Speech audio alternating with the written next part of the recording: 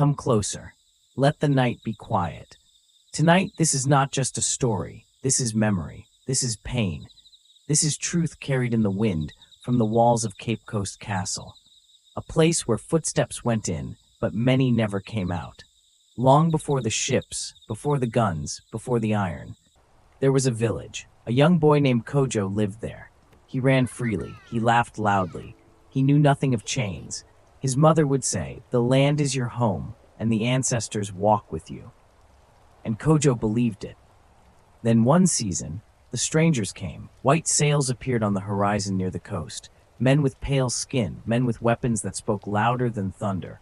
At first they traded gold, cloth, salt.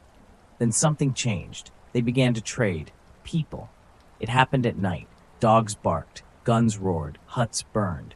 Kojo woke to screams. He ran outside and saw his world collapsing. Men were tied, women were dragged, children cried. Kojo tried to run, but strong hands caught him. They were forced to walk. Days, weeks, no rest, feet bleeding, bodies weak. Some fell. Those who fell were left. Kojo held on to one thing, hope. At last they reached the place, a great white building by the sea, Cape Coast Castle. But it was no palace, it was a prison. Inside there was no light, no air, no dignity. Men were packed together, bodies pressed against bodies, the smell, the heat, the despair. Kojo cried for his mother. No answer came. One day, the door opened. Bright light poured in. The guards shouted, chains moved, and Kojo was pushed forward, toward what they called the door of no return, a doorway that led to the sea and away from everything he had ever known. The ships were like floating prisons, dark below, endless above. Kojo looked back at the land one last time. "Will I ever return?" he whispered. The sea did not answer. Days turned into weeks, weeks into months. People became numbers, names were forgotten. Pain became normal, but somewhere deep inside, Kojo refused to forget who he was. In the darkness, he would whisper, "I am Kojo. I am from Ghana. I belong to the land, not chains." Others began to repeat it. Hope spread, quietly.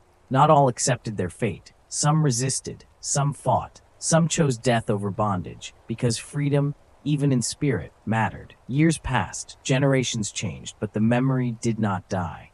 From Africa to the Caribbean to the Americas, the cry remained, "We are not slaves, we are people." In distant lands, songs were born, songs of pain, songs of hope, songs calling to Jah. The journey from Cape Coast became a spiritual journey, not just of bodies, but of souls seeking freedom.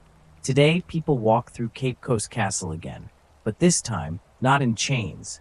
They walk in silence, they touch the walls, they feel the past.